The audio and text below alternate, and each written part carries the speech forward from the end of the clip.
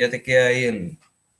Bien, buenas tardes para todas, para todos. Pues bienvenidas a la cuarta sesión del Diplomado Investigación Social en Migraciones Internacionales. Hoy 27 de junio del 2020 tenemos la sesión del módulo Integración.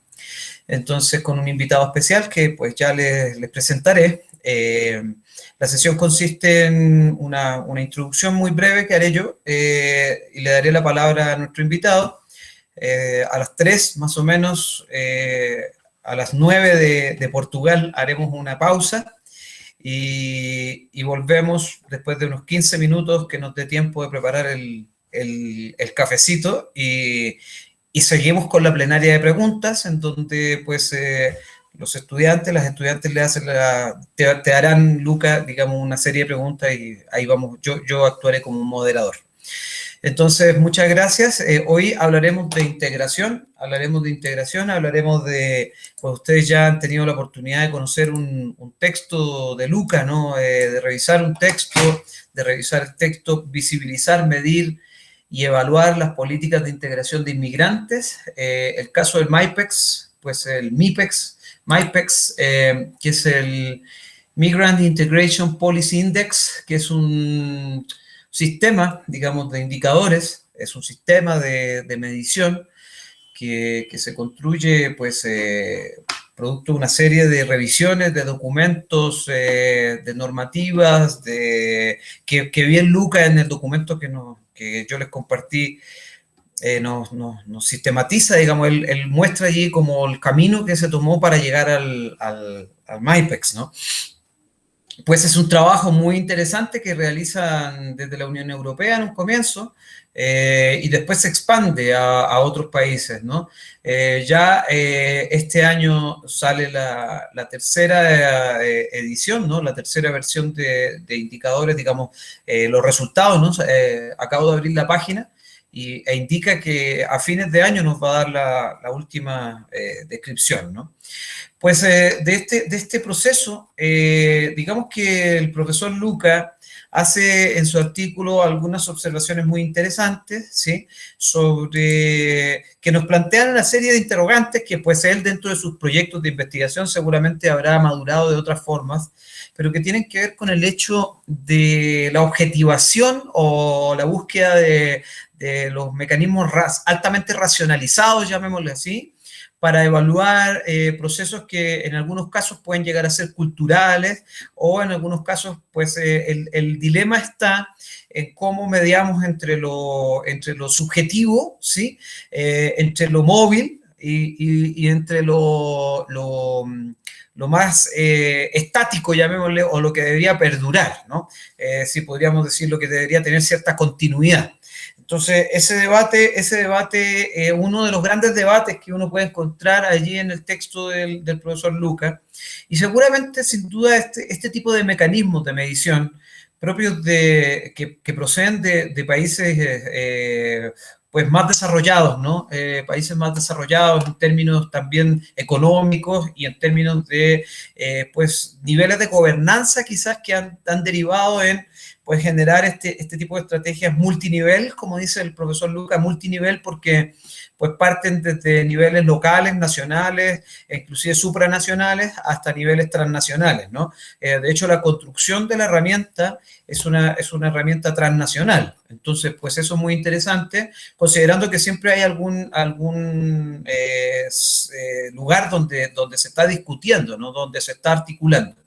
Pues la última versión son 167 indicadores, ¿no? 167 indicadores sobre distintas áreas, ¿no? Movilidad laboral, educación, participación política, acceso a la nacionalidad, reunificación familiar, salud, residencia permanente y medidas antidiscriminación. Pues esto está en el sitio del MIPEX, ¿no? Ustedes lo pueden revisar y pueden revisar allí pues las distintas características, pueden ver las evoluciones, ¿no? Por ejemplo, es muy interesante el caso de Portugal, por ejemplo, donde en este momento está el profesor Luca, que es el segundo lugar en el ranking del 2014. El primero está encabezado por Suecia. Entonces,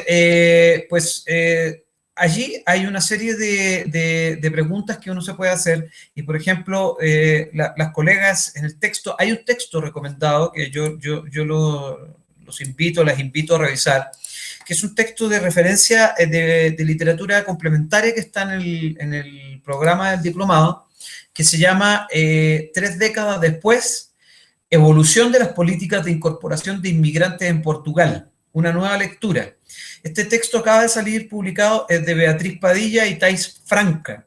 Sí, salió publicado en la revista Política, Globalidad y Ciudadanía, en donde ellas pues sacan una conclusión, ¿no? Efectivamente, en Portugal han habido una serie de políticas de integración, pues que son buenas, se conectan, digamos, con lo que podemos corroborar, por ejemplo, con el MyPex, ¿no? Que está Portugal, por lo menos en el último informe, en el segundo lugar.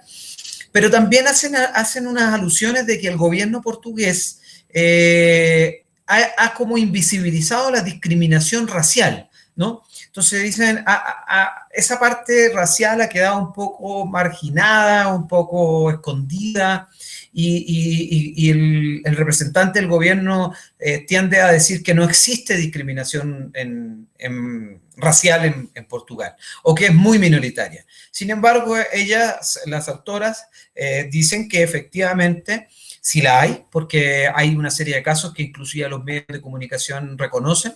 Entonces ahí la pregunta es cómo a veces los sistemas de medición tan detallados como puede ser el mismo MyPex, que tiene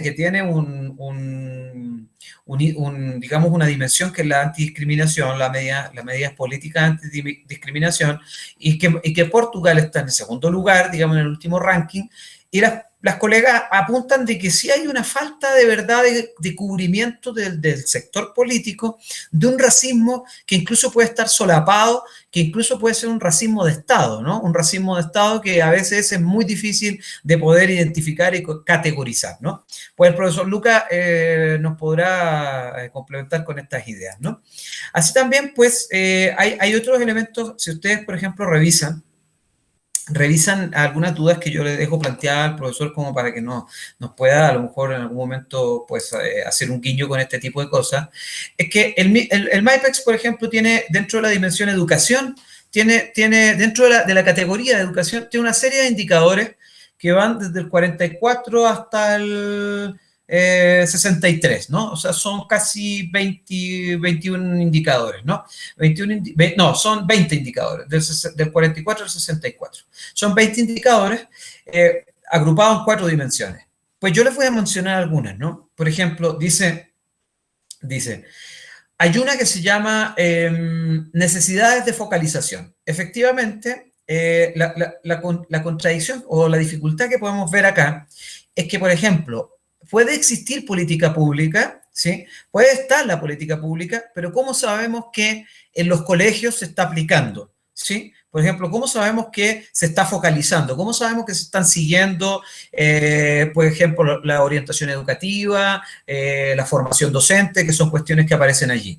O, por ejemplo, nuevas oportunidades, otra de las dimensiones. ¿Cómo podemos ver que dentro del indicador 57, por ejemplo, dice medidas para contrarrestar la segregación de los estudiantes migrantes y promover la integración? Pues lo cierto es que puede que haya una orientación a nivel gubernamental, pero puede ser que no todos los colegios lo cumplan, puede ser que inclusive haya colegios que no se sepa que están implementando este tipo de medidas. Esa es como la duda que queda, ¿no? Que hay algunos factores, algunos indicadores, perdón, que muestran elementos que pueden ser muy móviles, ¿no? Puesto que en muchas ocasiones los colegios, los establecimientos educativos e inclusive a nivel de país, pues las distintas unidades territoriales, geográficas, administrativas, ¿no?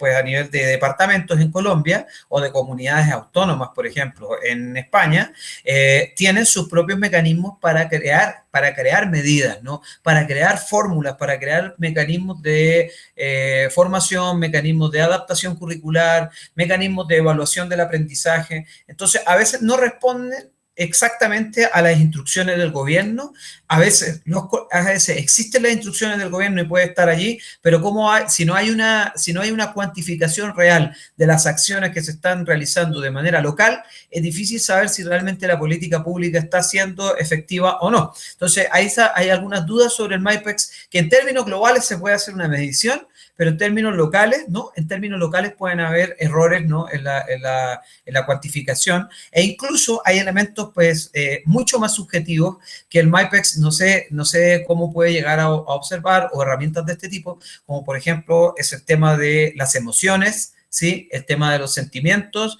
el tema del sentimiento de pertenencia, ¿no? Y los aspectos como el arraigo, ¿no? ¿Cómo vamos midiendo ese tipo, o las situaciones que, pues, más allá de que estén medidas con indicadores, pues están solapadas, ¿no? Los desprecios, las formas de desprecio que a veces se dan en la vida cotidiana y a veces no se cuentan como discriminación. ¿Por qué? Porque, pues, en el video que yo les comparto, que yo les invito a ver, es un mini video sobre la situación en Portugal en plena crisis, más o menos, ¿no? Muchos migrantes que a lo mejor sufrieron discriminación no lo cuentan, ¿ya? No lo denuncian. Entonces, ese es otro aspecto, la falta de denuncia de algunos elementos. Bueno, sin más, yo les dejo, ustedes pueden revisar en el programa del diplomado, está el video de Portugal, una cápsula muy pequeña, está el trabajo autónomo de revisión del sitio del MIPEX para que ustedes lo puedan revisar, es sumamente interesante. Está el artículo del profesor Luca Sebastiani y el artículo de la profesora Beatriz Padilla y Thais Franca. Entonces, pues sin más, yo voy a presentar al profesor Luca, que nos acompaña el día de hoy. Luca es licenciado en Ciencias Políticas por la Universidad de Bolonia, es máster en Ciencias Sociales Aplicadas, en Estudios Migratorios, Desarrollo e Intervención Social, doctor en Antropología Social por la Universidad de Bolonia. Estancias Granada. Dígame. Granada. Máster en doctorado, Granada. Listo. Estancias de investigación en la Universidad Libre de Bruselas, Universidad de Bolonia, Universidad de Coimbra, Universidad Autónoma de Madrid, y tiene una tesis doctoral que dice Análisis etnográfico de un dispositivo político transescalar, el marco de la Unión Europea para la integración de nacionales de terceros países. Fue financiada por una beca FPU de la Universidad de Granada, y también ha participado en el proyecto Procesos Emergentes y Agencias del Común, Investigación Social Colaborativa y Nuevas Formas de Subjetivación Política. También en la actualidad es postdoctorando en el Centro de Estudios Sociales, pues este centro muy reconocido a nivel internacional, pues está dirigido por el profesor Boaventura de Sousa Santos, de la Universidad de Coimbra, y participa como miembro del equipo en el proyecto Politics, las políticas del antirracismo en Europa y América Latina, producción de conocimiento, decisión política y luchas colectivas. Ha trabajado, pues sus intereses son racismo, antirracismo, antropología de las políticas públicas, incluyendo políticas migratorias y de integración, acción colectiva y movimientos sociales, investigación activista y colaborativa. Entonces, sin más, profesor, muchas gracias. El profesor Luca nos va a hablar hoy sobre integración de los inmigrantes, pues en el contexto de la Unión Europea, y pues a la luz de sus trabajos sobre integración, políticas y el MIPEX, que es una de las herramientas que existe en la actualidad. Muchas gracias, profesor, por acompañarnos, así que bienvenido, Luca. Muchas gracias al profesor Felipe Ayagasay y muchas gracias a toda la persona presente. Yo tengo que decir de antemano que estoy halagado, pero también abrumado, porque pues yo mi tesis doctoral la defendí en 2014 y el trabajo de campo para mi tesis doctoral lo realicé entre 2011 y 2012.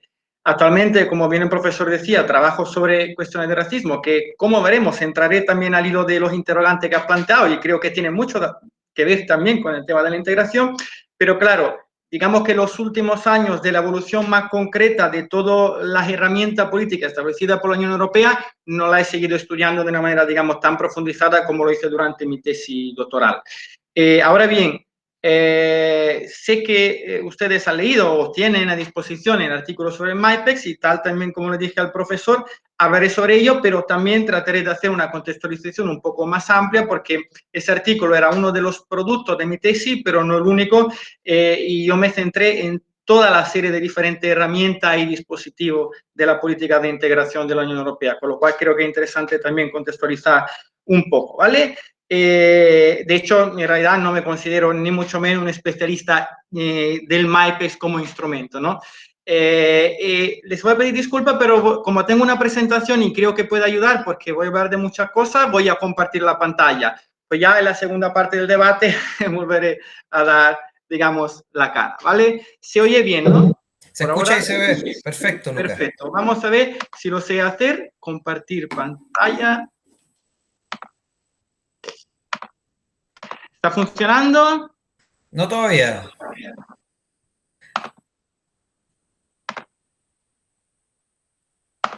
¿Funciona? Ahora va.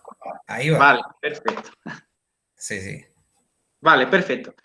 Pues entonces, comienzo con una nota preliminar que creo que son importantes sobre cómo yo he enfocado las políticas de integración de inmigrantes. Creo que es un ejercicio importante porque cuando analizamos la política pública, creo que no hay que dar por sentado que la política hacen lo que dicen que hacen, sino que creo que hay que deconstruirla y ver también cuáles son un poco sus racionalidades más profundas que no siempre se encuentran explícitas.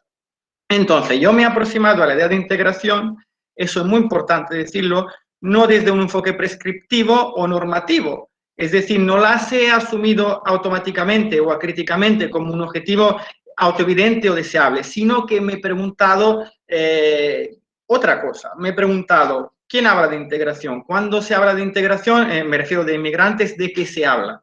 ¿Qué posibilita hacer este discurso de la integración que visibiliza, pero también que invisibiliza? Entonces, por ejemplo, integración de inmigrantes. ¿Por qué hay que integrar a la persona inmigrante? Son preguntas que parecen naturalizadas, pero que yo creo que hay también que deconstruir, ¿no? Dice Balibar que el Estado-Nación se funda en una regla de exclusión y que tiene una frontera, ¿no?, que diferencia constantemente entre lo que son los miembros de pleno derecho de la comunidad nacional y de los grupos construidos como nosotros, ¿no? O, por ejemplo, el sociólogo franco-argelino Abdelmalek Sayad, pues también dice que estudiar cómo los poderes públicos problematizan a las migraciones es también una herramienta para hacer una sociología del Estado, ¿no? Por tanto, las políticas de integración, que son un poco aquellas que tienen que ver precisamente con la pertenencia a la membresía, la identificación con la nación, con la sociedad receptora, son también, yo la he considerado como una herramienta analítica que nos permite interrogar al Estado, o en mi caso a la Unión Europea, sobre cómo también la Unión Europea se piensa al otro y por tanto cómo piensa a sí misma, ¿no? Y otra premisa importantísima, voy a contextualizar un poco la política de integración europea, es que hoy en día a nivel europeo, en realidad, como ya también decía Felipe, las políticas de integración de inmigrantes en realidad son una competencia estatal. Por tanto, cuando hablamos de marco europeo de la integración, hablamos de un conjunto de políticas blandas, de política no vinculante, ¿no? En el sentido de que la UE no puede imponer determinada medida a los países miembros, salvo que ellos lo quieran, ¿no?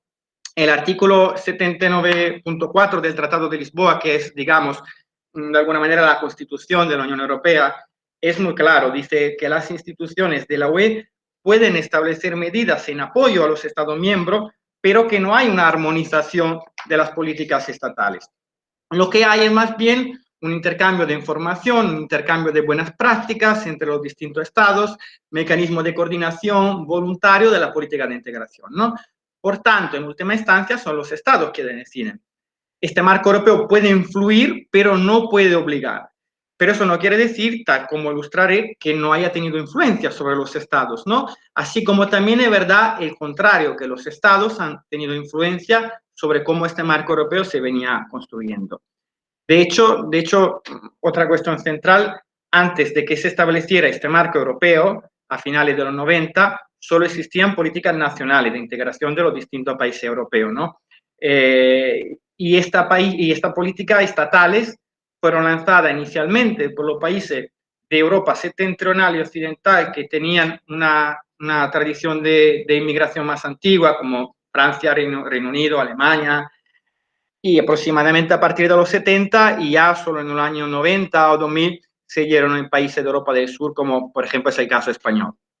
Entonces, estos países norteeuropeos habían estado recibiendo ya migrantes en los 40, en los 50. Algunos de estos migrantes procedían de países de Europa del Sur, pero crecientemente eran migrantes de países no europeos y en muchos casos antigua colonia europea, por ejemplo, Argelia para Francia, India para Reino Unido, etc. Pero ¿qué pasa? Que durante 2 o 3 décadas, durante las 2 o 3 décadas primeras, fueron considerados como trabajadores huéspedes, no eran problematizados exactamente como migrantes. ¿Por qué? Porque su presencia estaba vinculada a contratos de trabajo hechos muchas veces en origen, en el marco de acuerdos internacionales, con el objetivo de levantar la economía europea después de la Segunda Guerra Mundial. Y por tanto, lo que se pretendía con este acuerdo era que una vez que terminaran su trabajo, pues volvieran a los países de origen, ¿no? Para volver a allá, las personas migrantes no europeas eran consideradas mal menor, toleradas, pero nunca deseadas, ¿no? Pero luego, en el 73, con la crisis del petróleo, con la recesión mundial, el aumento del paro, los países europeos adoptan políticas crecientemente restrictivas precisamente para que los migrantes regresen a sus países. Pero no lo hacen. Es más, muchos de ellos reagrupan a su familia y deciden establecerse definitivamente en Europa. Y es en este momento, no de casualidad, cuando su presencia se comienza a problematizar, por un lado, como presencia migrante y por el otro, desde la perspectiva de la integración, ¿no? Entonces, es muy importante ver cuándo nace este término y cuándo se difunde. Es verdad que no siempre el término es integración, porque luego cada estado tenía sus enfoques, ¿no? Se habla mucho del multiculturalismo británico, del asimilacionismo francés, y luego es verdad que cada estado tenía sus temporalidades, pero digamos que en términos generales, a partir de los 80, esta idea de integración se va difundiendo a través de diferentes contextos y produce también cierta convergencia en lo que son las medidas aplicadas por los estados europeos, ¿no? Es verdad que lo que cambiaba principalmente era que cada país claramente tenía distintos perfiles de migrantes que identificaba con esta otra edad, ¿no? Y eso también, de nuevo, tiene que ver mucho con su historia colonial. Por ejemplo, en el contexto español pueden ser muchas personas de origen marroquí o de alguna procedencia latinoamericana. En el caso de Portugal pueden ser, por ejemplo, los brasileños, los caboverdianos, etcétera, ¿no? También puede cambiar el tipo de medida de integración específica que se requiera, porque cada país tenía su filosofía de integración, pero lo que no cambia, digamos, es que hay una otra edad migrante que se considera necesitada de cierta política de gestión y, por tanto, de integración. Ahora, ¿qué pasa? Que esta idea de integración que se va difundiendo es, por lo menos en mi opinión, muy excluyente y culturalista. ¿Por qué? Porque antes, dentro de ese paradigma laboral, digamos, que obviamente tenía todas sus limitaciones y todo su elemento excluyente, no obstante, se consideraba que a los trabajadores extranjeros se les debían otorgar ciertos derechos, como un estatus de residencia relativamente seguro, y ahora la lógica se invierte, es decir, la integración no es un proceso que se alcanza, sino un prerequisito que hay que mostrar. Entonces, la persona migrante tiene que demostrar básicamente una integración que ya ha acontecido, que ya es exitosa, para poder acceder a prestaciones, servicios y derechos. Entonces, claro, cuando se habla de integración en este contexto, no se habla precisamente tanto de derechos, sino de adquirir competencias sociales y culturales, aprender el idioma, los hábitos, los valores de la nación y demás. Por tanto, la persona migrante en este contexto es problematizada principalmente como una amenaza a la integridad del orden nacional y también como una persona desde un paradigma naciente neoliberal falta de cierta habilidad y capacidades, ¿no? Como una persona que tiene lastres, que tiene déficits culturales, que necesita ser intervenido para que aprendan los valores de la llamada democracia occidental, ¿no? Por tanto, ya aquí, por ejemplo, para mí hay un eurocentrismo y un racismo que han de ser visibilizados. Y luego esta lógica de la integración es muy individualista, porque lo que hace es invisibilizar las desigualdades estructurales, invisibilizar las relaciones de poder desiguales también a un nivel global, geopolítico, entre la Unión Europea y los países de procedencia, y tiende a responsabilizar a la persona migrante individualmente de su propia integración. Un discurso muy, si queremos, meritocrático en este sentido. La persona migrante debe mostrar su propia implicación y su propio esfuerzo por integrarse y cumplir con la expectativa de la sociedad receptora, ¿no? Y no es de casualidad que en este periodo se da un creciente recurso a una medida que ha sido llamada de distinta manera, pacto de integración, acuerdo de integración, test cívico o test de integración. Inicialmente, a finales de los años 90, en algunos pocos países europeos, y posteriormente, en la década de 2000, esta medida se extiende a muchos países. ¿De qué medidas se trata? Son medidas que básicamente condicionan el alcance de un estatus legal seguro a la realización de cursos o incluso a la aprobación de exámenes sobre conocimiento del idioma, conocimiento de las costumbres, hábitos, valores cívicos del país receptor. No me podéis ver, pero estoy haciendo como la señal de la del entrecomillado, ¿no? Los valores cívicos, etc. No, Estos Lucas, test, Lucas, te podemos sí. ver, si te vemos, te vemos. Ah, vale, perfecto. Sí, sí. Estos test en ocasiones son obligatorios y vinculantes, ¿vale? Dependiendo de los países, pueden exigirse para la reagrupación familiar, para la residencia permanente, pero también, por ejemplo, para renovar el primer permiso de residencia, ¿no? Este, por ejemplo, es un ejemplo bastante claro de cómo los test de integración en este contexto son utilizados como instrumento de política migratoria restrictiva, ¿no? Porque no están orientados a conceder derechos, sino a limitar el acceso a la residencia, el acceso a un estatus seguro, etcétera, ¿no? Y ahora viene una cuestión central. Algunos gobiernos, inicialmente como los de Alemania, los de Francia, de Países Bajos, de Dinamarca, lo que consiguen es vender estos tests como buenas prácticas a un nivel europeo. Entonces, a finales de la primera década de 2000, son básicamente 18 países sobre 27 los que ya imponían algún tipo de test obligatorio. Y es precisamente en este contexto político que emerge a finales de los 90 ese marco europeo de la integración, ¿no? Influido por este tipo de problematizaciones.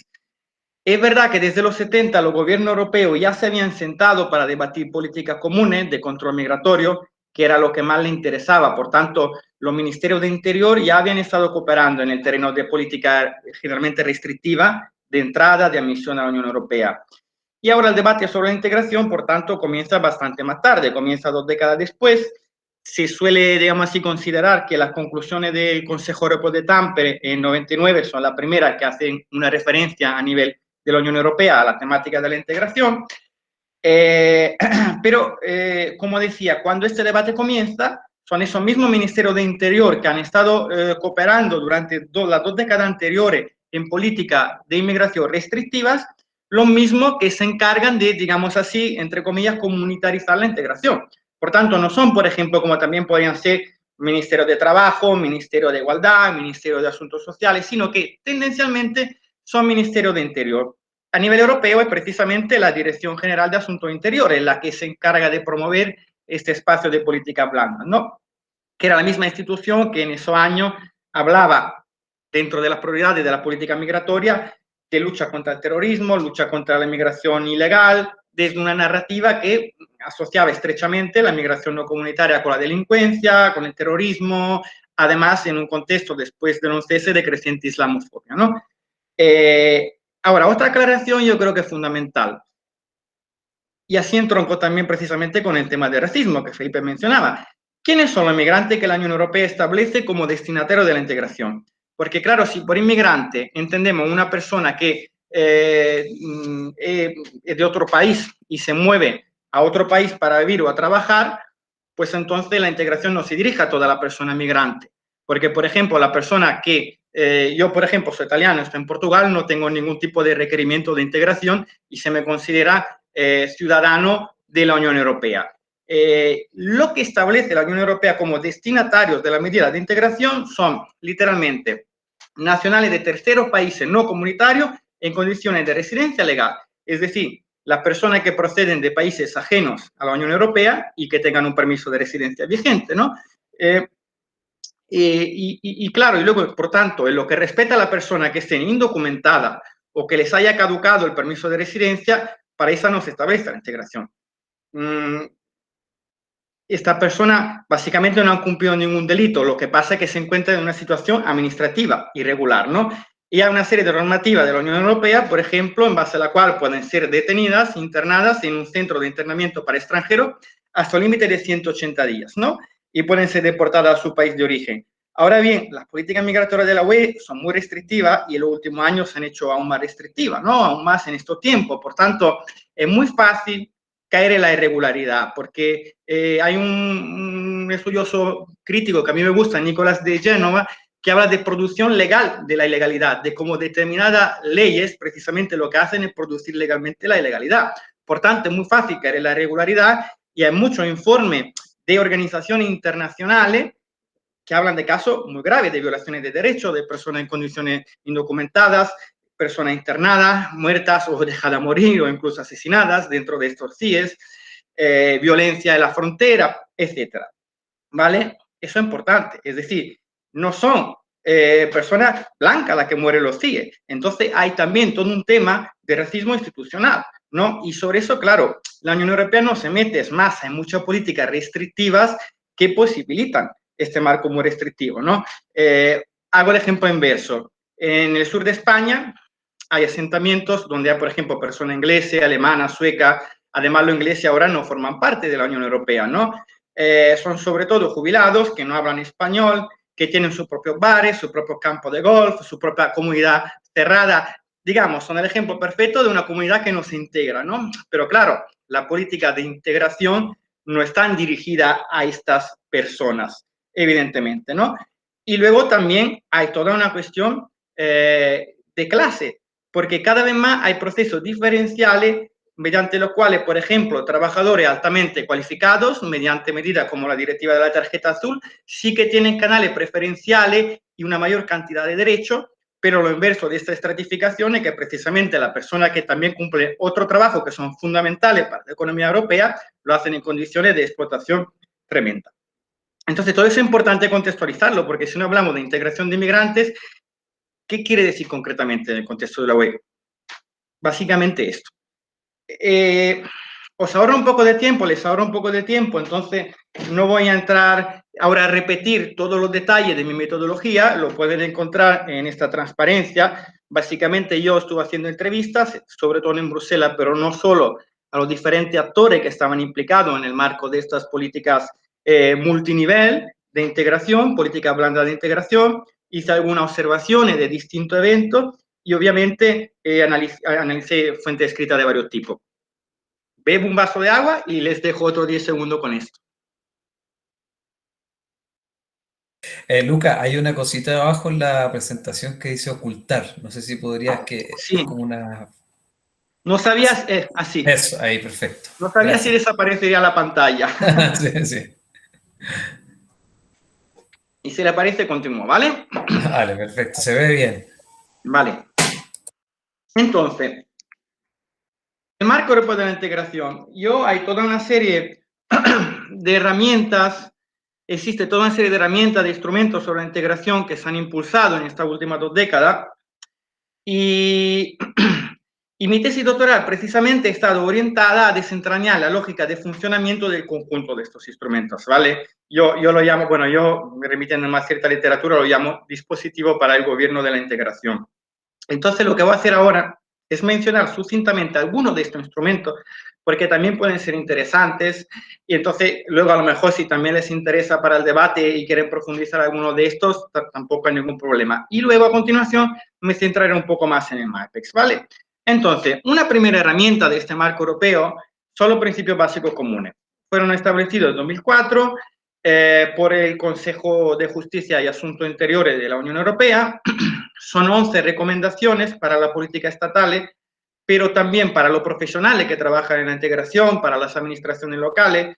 Y de estos 11 principios cabe destacar el primero, que da la definición de integración según la UE, un proceso bidireccional y dinámico de ajuste mutuo por parte de todos los migrantes y residentes de los Estados miembros. Cabe mencionar el segundo, la integración implica el respeto de los valores básicos de la Unión Europea. Y el cuarto, que resalta el conocimiento básico del idioma, la historia y las instituciones de la sociedad de acogida. ¿Por qué mencionar estos tres? El primero, porque es el que da la definición de lo que entiende por integración. Y el segundo y el cuarto, porque son en realidad lo que más centralidad ha venido asumiendo.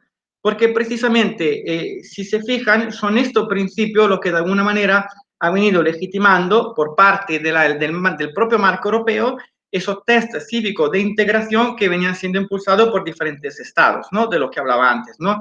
Por tanto, digamos, estos principios también han servido para introducir esta interpretación restrictiva de la integración a nivel de la Unión Europea.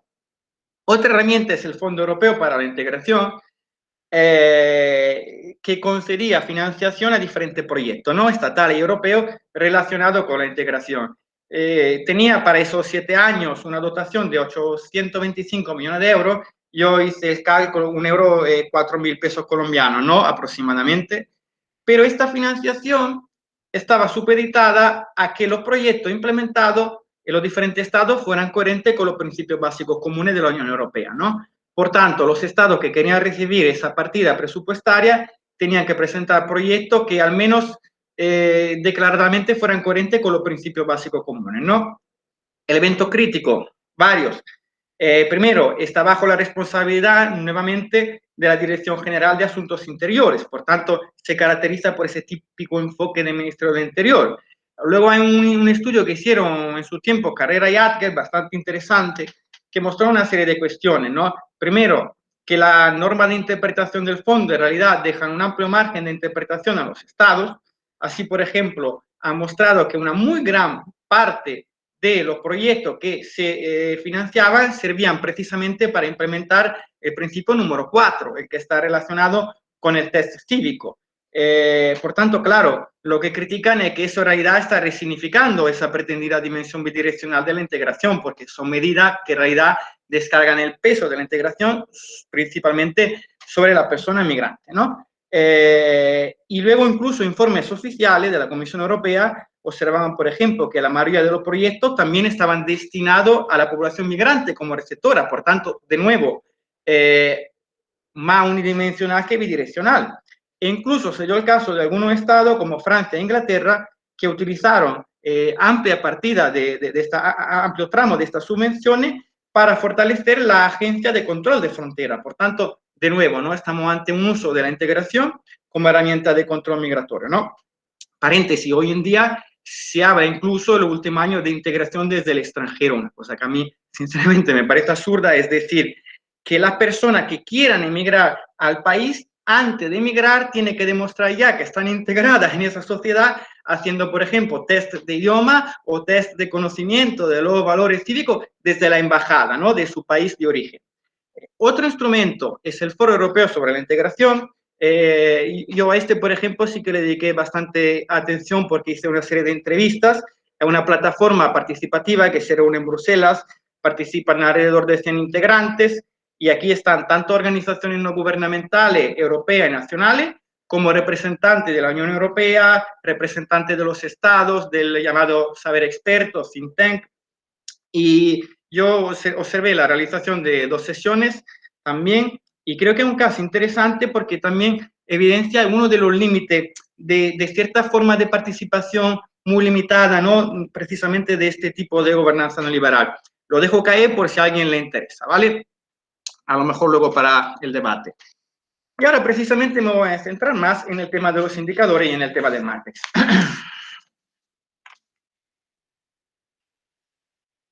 A ver, ya algunas cosas las decía el profesor Felipe, ¿no? En el marco de la Unión Europea, los indicadores han venido asumiendo una importancia creciente, ¿no?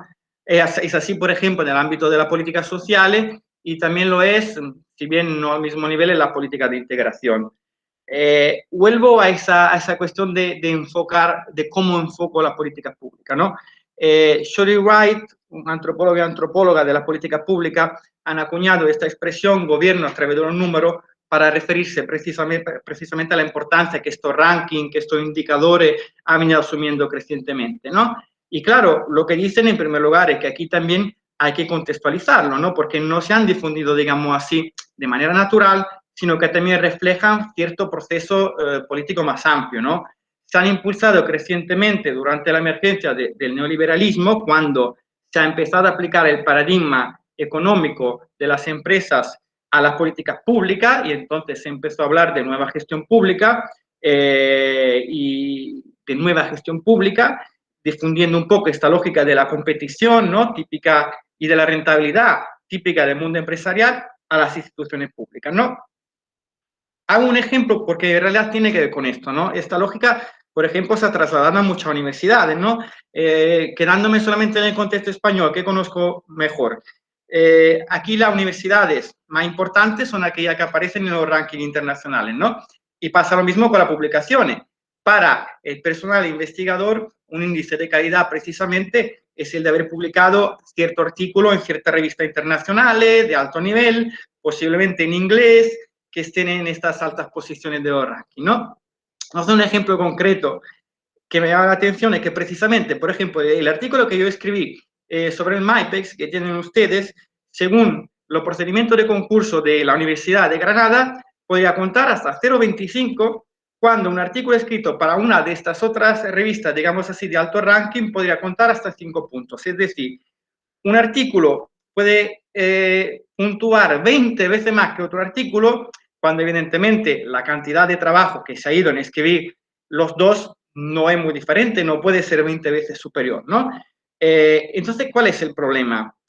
Que entre el personal investigador, esta lógica de la excelencia, muchos no lo hemos creído, ¿no? Entonces, claro, bueno, no lo hemos creído, es que también no nos queda otra. Entonces, lo que tenemos que hacer es producir, producir para entrar en estos rankings, ¿no? Al mismo tiempo, se han reducido los fondos para la investigación y muchas veces se ha reducido el tiempo para hacer investigación, porque lo que hacemos es ya traer resultados, ¿no? ¿Para qué me sirve este ejemplo? Para hacer una primera aclaración, que los indicadores son también dispositivos de gobierno de las subjetividades, como está escrito allí. ¿Qué quiero decir? Que son también un mecanismo mediante el cual los poderes públicos centrales se desresponsabilizan del alcance de determinado objetivo político y tratan de responsabilizar a la persona a nivel individual mediante ciertos mecanismos, ¿no? ¿Por qué? La universidad, por un lado, reduce los fondos de investigación. Al mismo tiempo, a mí no me obligan a escribir 10 artículos, pero yo sé que si escribo 10 en lugar de 5, el ranking va a tener más puntuación y la gente va a considerarme un investigador más excelente, ¿no? Y a lo mejor va a encontrar un trabajo más estable. Por tanto, aunque me paguen por escribir 5 artículos, yo voy a escribir 10, ¿no? Entonces, el Estado invierte menos, pero yo trabajo más. Y este es un ejemplo que en breve voy a aplicar concretamente para explicar la lógica del Matrix. Segunda cuestión importante. Los indicadores, y esto también el profesor Felipe aludía, que hay todo un debate, no son neutrales.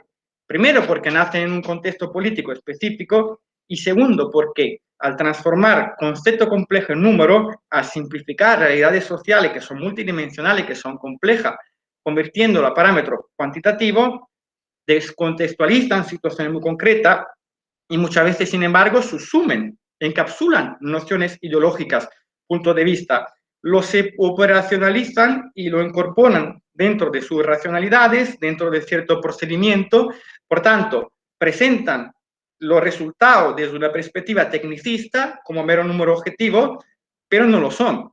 Hay una investigadora que yo cité en el artículo, Merry, que dice, los indicadores posibilitan una transición de la ambigüedad a la certeza, ¿no? Pero claro, se trata de una certeza construida, ficticia, porque los números producen una ficción de objetividad, pero la relación que tienen esos números con la realidad a partir de la cual han sido construidos es una relación que no deja de ser ambivalente, ¿no? Lo que parece no ambivalente es la presentación, la esquematización que se hace de esa realidad.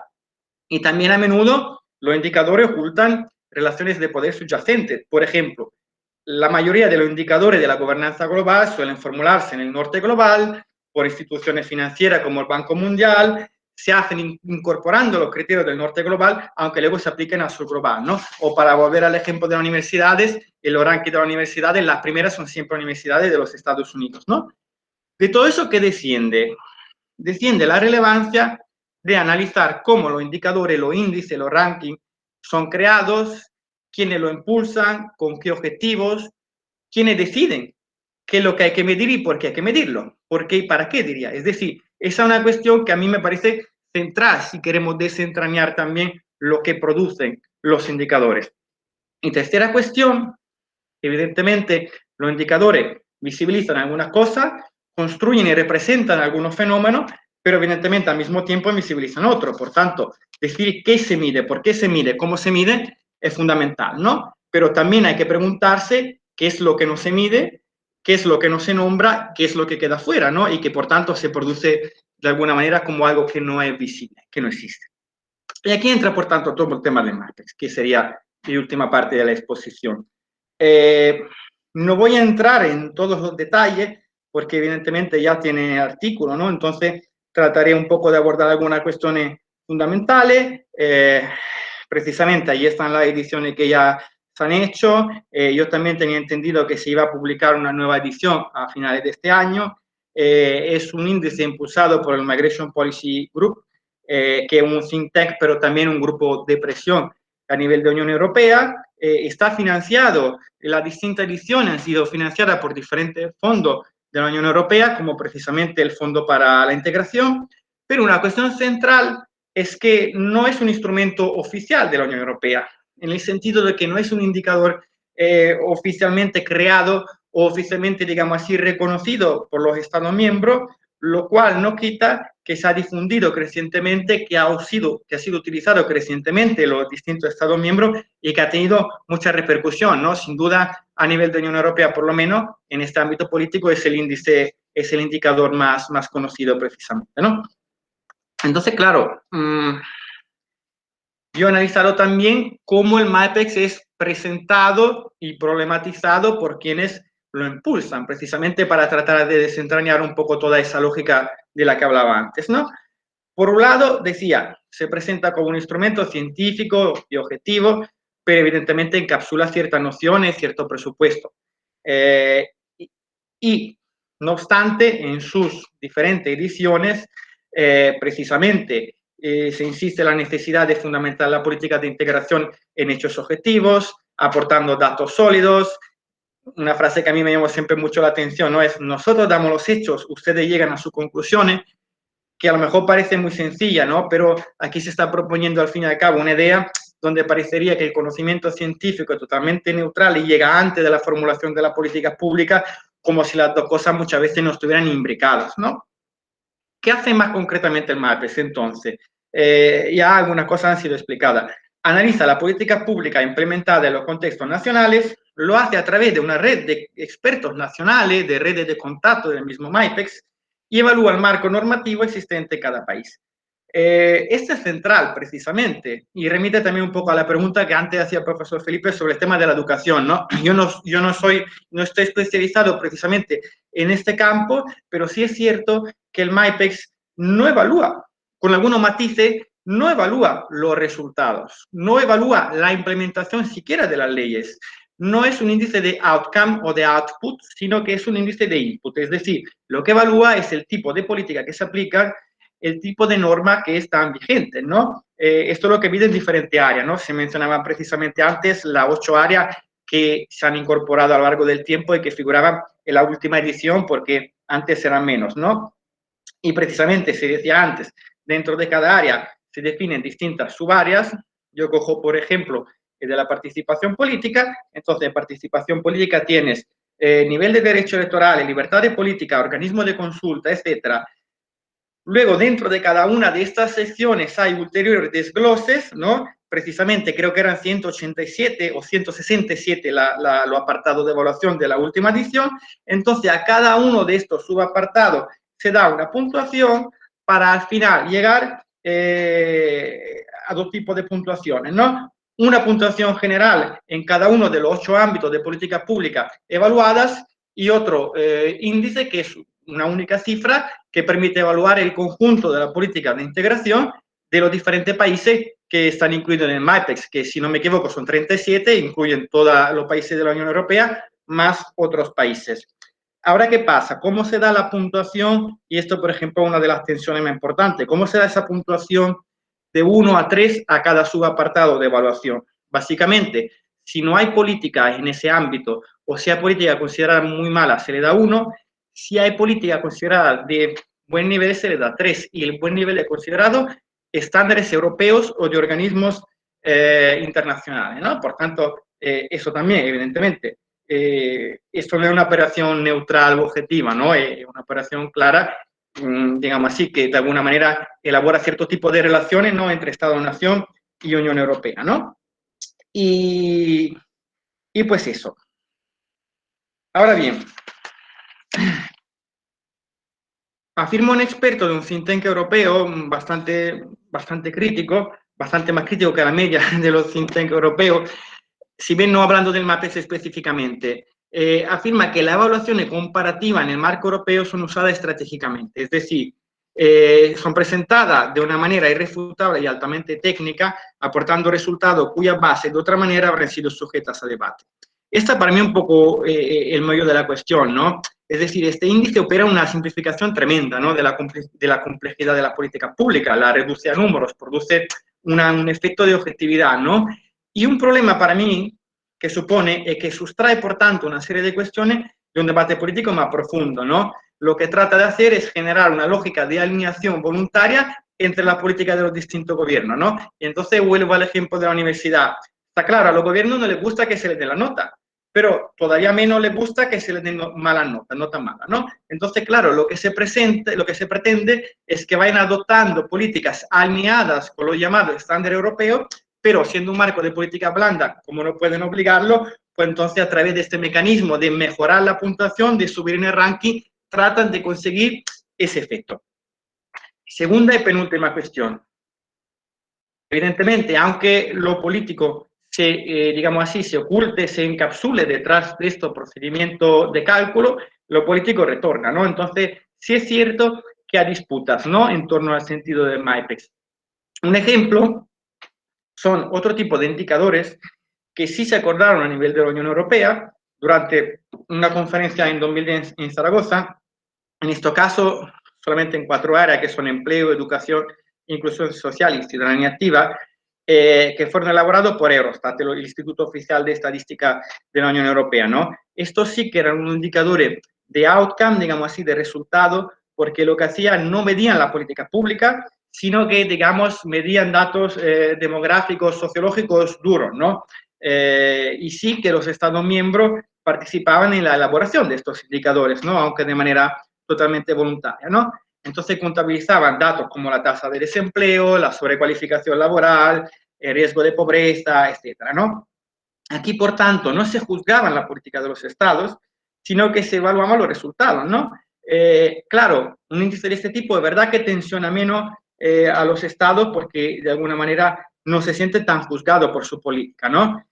Claro, está claro, si el país X tiene malos resultados, por ejemplo, en el ámbito del empleo, vale, podría decírsele que ese es el resultado de malas políticas de integración laboral. Pero claro, ¿qué pasa? Que en el contexto actual, visto también los discursos públicos prevalentes, visto ese tipo de problematización de la integración del que hablaba, al final es mucho más fácil que ante unos datos laborales malos se termine de nuevo descargando las responsabilidades sobre la persona migrante, ¿no? Es decir, si los indicadores son malos, es porque los migrantes no se quieren integrar, es porque además son inmigrantes y aquí no hay trabajo para todos. Es muy fácil interpretar esos resultados de esta manera torticera, por tanto, desresponsabilizando a los estados de su política, ¿no?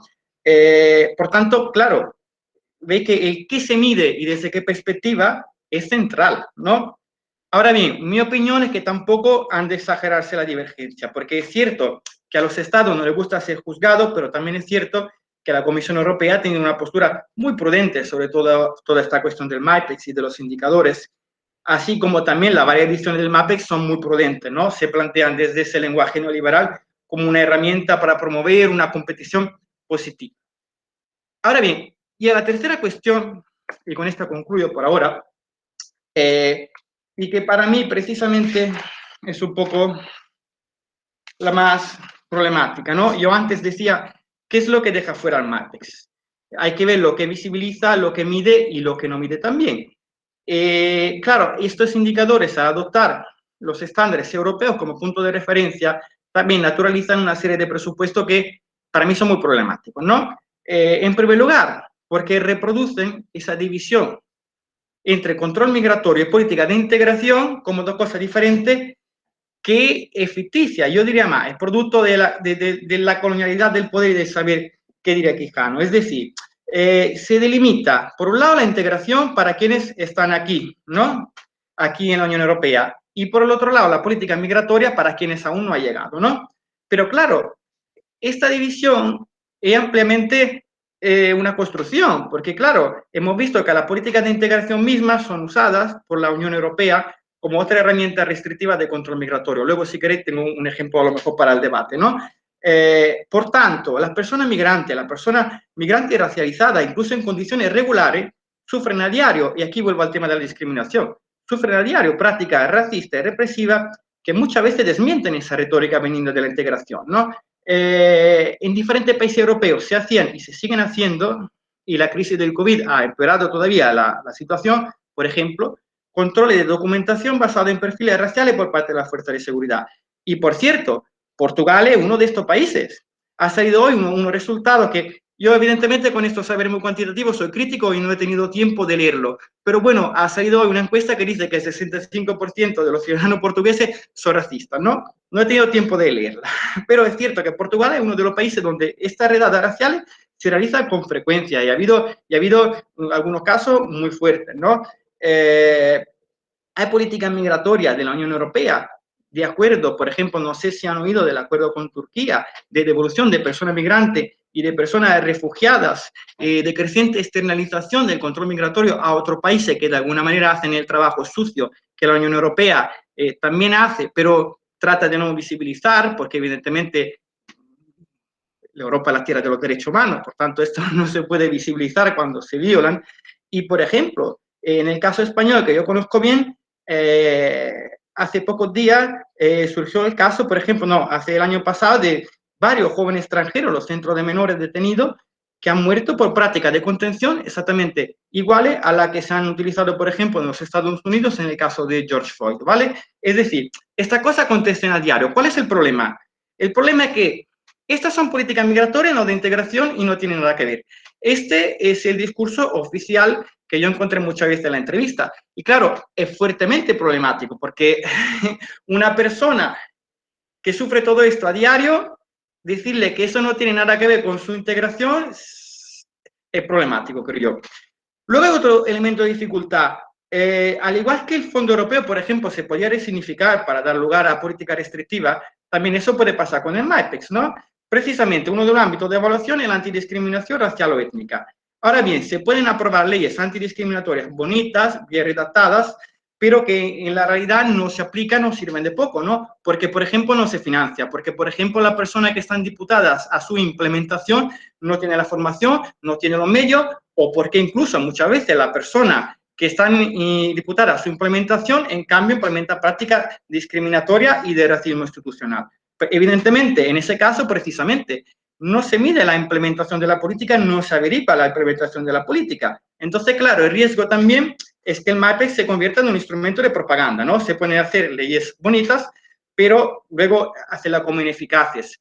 Por ejemplo, hay un estudio de alguna persona que estaba en un proyecto anterior al proyecto en el que estoy hoy en día, que han hecho un estudio precisamente sobre cómo el marco de antidiscriminación de Portugal, que es uno de los marcos más elogiados por el MAPEX, luego, como de todas las distintas denuncias de discriminación que se han hecho, solamente un 8% ha de alguna manera tenido una continuación, ¿no? Y por tanto la mayoría se han quedado muertas y no aplicadas, ¿no? Entonces, claro, el Portugal, sin embargo, es un país que precisamente, lo que decía el profesor Felipe, no hay encuentro institucional en donde nos digan las autoridades, somos segundo en el MAEPES. Entonces eso parece ya eliminar cualquier otro tipo de deber o de necesidad política.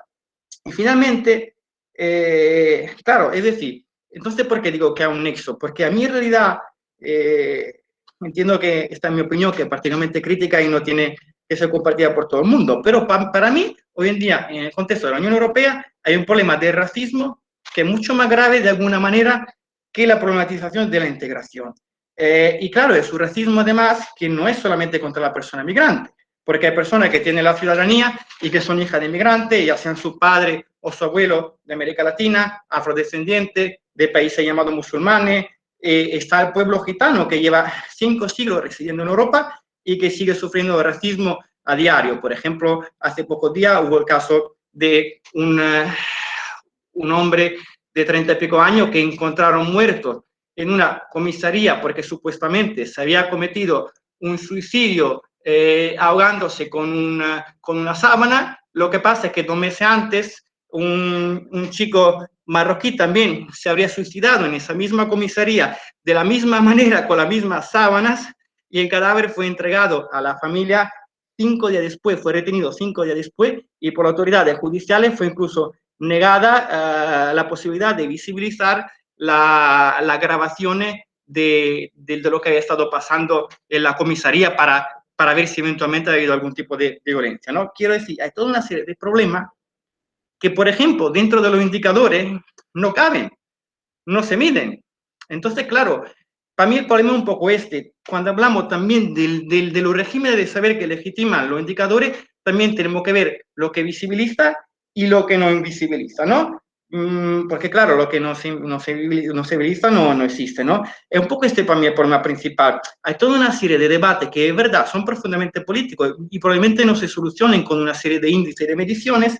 Lo que pasa es que estos índices, produciendo esta falsa objetividad, muchas veces despolitizan debates que son políticas, lo reducen a técnico, y también el problema que hacen es que de esta manera también yo creo invisibilizan a menudo precisamente también la lucha que, por ejemplo, las personas migrantes hacen por sus derechos. Se entregaron hace 3 días en España, por ejemplo, una petición para la regularización de todas las personas migrantes durante la crisis del COVID, ¿no? Y claro, muchas veces cuando el debate se tecnicaliza tanto, al final se reduce a una cosa de expertos y precisamente invisibiliza todas otras cuestiones que son más políticas y que muchas veces son también más concretas, ¿no?